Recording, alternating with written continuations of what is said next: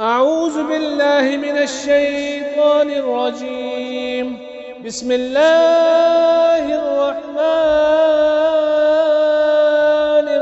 الرحيم. يسبح لله ما في السماوات وما في الأرض الملك القدوس العزيز الحكيم.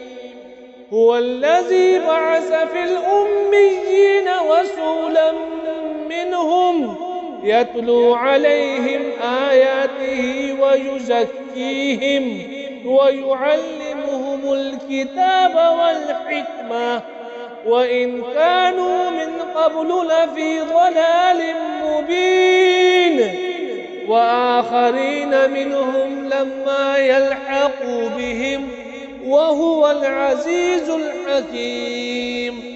ذلك فضل الله يؤتيه من يشاء والله ذو الفضل العظيم.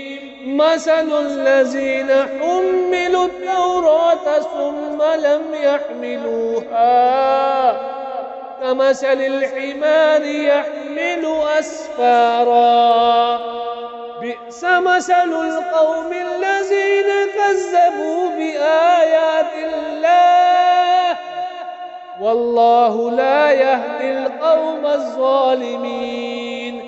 قل يا أيها الذين هادوا إن زعمتم أنكم أولياء لله من دون الناس فتمنوا الموت إن كنتم صادقين ولا يتمنونه أبدا بما قدمت أيديهم والله عليم بالظالمين. قل إن الموت الذي تفرون منه فإنه ملاقيكم ثم تردون إلى عالم الغيب والشهادة فينبئكم بما كنتم تعملون. يا أيها الذين آمنوا إذا نودي للصلاة من يوم الجمعة فاسعوا إلى ذكر الله وذروا البيع ذلكم خير لكم إن كنتم تعلمون. فإذا قضيت الصلاة فانتشروا في الأرض وابتغوا من فضل الله واذكروا الله كثيرا لعلكم تفلحون.